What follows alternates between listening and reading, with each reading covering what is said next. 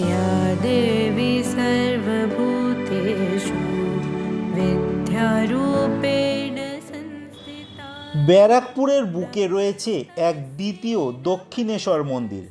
না, এই মন্দির কিন্তু দক্ষিণেশ্বরের ভবতারিণী মন্দির নয়। এই মন্দির মা শিবশক্তি অন্নপূর্ণা মায়ের মন্দির। এই ভিডিওর গল্পে আপনাদের জানাবো কিভাবে এই মন্দির প্রতিষ্ঠা হয়েছিল, তার ইতিহাস, কিভাবে আসবেন এখানে, মন্দির কখন খোলা হয় বন্ধ হয়, ভোগ প্রসাদ পাবার কি বন্দোবস্ত আছে। সবার প্রথমে জেনে নেব কিভাবে আপনারা এখানে আসবেন। আপনারা যারা এই মা অন্নপূর্ণা মন্দিরে ব্যারাকপুরে আসতে চাইছেন, আপনারা দুটি পথ দিয়ে আসতে পারেন। যারা আপনারা শিয়ালদার সাইড থেকে আসতে চাইছেন, তো সেক্ষেত্রে আপনারা শিয়ালদা থেকে ব্যারাকপুর রেলওয়ে স্টেশনে আপনারা নামবেন। সেখান থেকে আপনারা টোটো অটো করে আপনারা চলে আসতে পারেন এই মন্দিরে। এছাড়া যারা আপনার হাওড়ার দিক থেকে আসতে চাইছেন, তারা শেওড়াফুলি স্টেশনে নামবেন। সেখান থেকে হাঁটা পথে ফেরিঘাটে আসবেন, তারপর নদী পার করে আপনাদের আসতে হবে চিড়িয়া মোড়। আর চিড়িয়া মোড় থেকে আরও একটি গাড়ি আপনাদের চেঞ্জ করতে হবে, সেখান থেকে আপনাদের আসতে হবে এই ব্যারাকপুরের মা অন্নপূর্ণা মন্দিরে। মন্দিরে আসার পথে রাস্তার বাঁদিকে পড়বে বজরংবলীর মন্দির। সেখানে আরেকটু এগোলেই পড়বে জগন্নাথ দেবের মন্দির। মন্দিরের প্রবেশের পথেই ধারেই রয়েছে বিশালাকার এক বজরংবলীর মূর্তি। উচ্চতা কম করে 20 ফুট তো হবেই। জগন্নাথ মন্দিরে ভগবানের দর্শন করে এগিয়ে চললাম আবার মা অন্নপূর্ণা মন্দিরের দিকে। যাবার পথে একটি বাঁকে অ্যারো চিহ্ন দিয়ে দিশা নির্দেশ করা আছে এই দিকে মা অন্নপূর্ণা মায়ের মন্দির ও তার বিপরীত দিকে ব্যারাকপুরের গান্ধীঘাট। আমরা মন্দিরে প্রবেশ করার মুখে দেখতে পারলাম দুই দিদি পূজা সামগ্রী নিয়ে বসে আছে, যেখানে 50 টাকা থেকে পূজা সামগ্রী পাওয়া যাচ্ছে। আপনি চাইলে আলতা সিঁদুর ছাড়া পূজা দিলে তা 21 টাকাতেও আপনারা পুজো দিতে পারবেন। মন্দিরের প্রবেশের ডান দিকে জুতা জমা দেবার কাউন্টার রয়েছে। সেখানে প্রতি জোড়া জুতো 5 টাকা করে নেওয়া হচ্ছে। এরপর মন্দিরে প্রবেশ করার মুখেই দুয়ারের উপরে দেখতে পেলাম এক সিংহের মূর্তি। যেন মনে হচ্ছে এই সিংহ মহারাজ মন্দিরটিকে পাহারা দিচ্ছে। মন্দির চত্বরে প্রবেশ করেই প্রথমেই ডান দিকের 5 নাম্বার রুমের দিকে গেলাম, যেখানে আমরা দুপুরের ভোগ প্রসাদের কুপন সংগ্রহ করলাম। এখানে কুপন মূল্য প্রতিজন 120 টাকা, কিন্তু আমাদের 3 জনের থেকে 390 টাকা নেওয়া হয়। জিজ্ঞেস করতে মন্দির কর্তৃপক্ষ বলেন যেহেতু এই সময় রান্নার গ্যাস পাওয়ার সমস্যা হচ্ছে, তাই 10 টাকা করে বেশি নেওয়া হচ্ছে।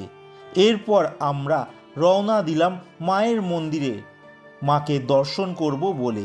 কিন্তু দুঃখের বিষয়, মায়ের ছবি আপনাদের দেখাতে পারলাম না, কারণ ফটো তোলা নিষিদ্ধ।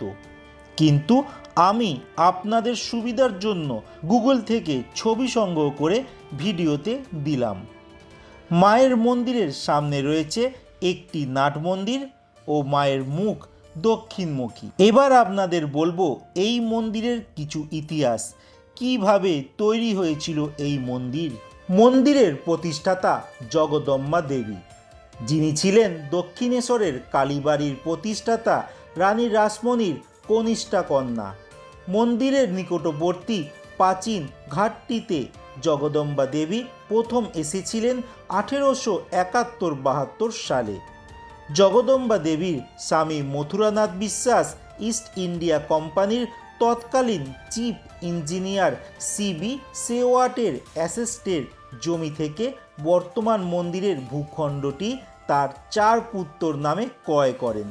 মথুরবাবুর মৃত্যুর পর জগদম্বা দেবী পুত্রদের কাছ থেকে দানপত্রের মাধ্যমে সেবায়িত রূপে এই জমির উত্তরাধিকারী হন। এই জমিতে একটি মন্দির প্রতিষ্ঠা করতে চাইলে রামকৃষ্ণ পরমহংস তার ইচ্ছায় সম্মতি জ্ঞাপন করেন। তারপর অক্লান্ত পরিশ্রম, নিষ্ঠা ও অর্থ ব্যয় নির্মিত এই মন্দিরে দেবী প্রতিষ্ঠা হয় 1875 সালে 12 এপ্রিল চৈত্র সংক্রান্তির দিন।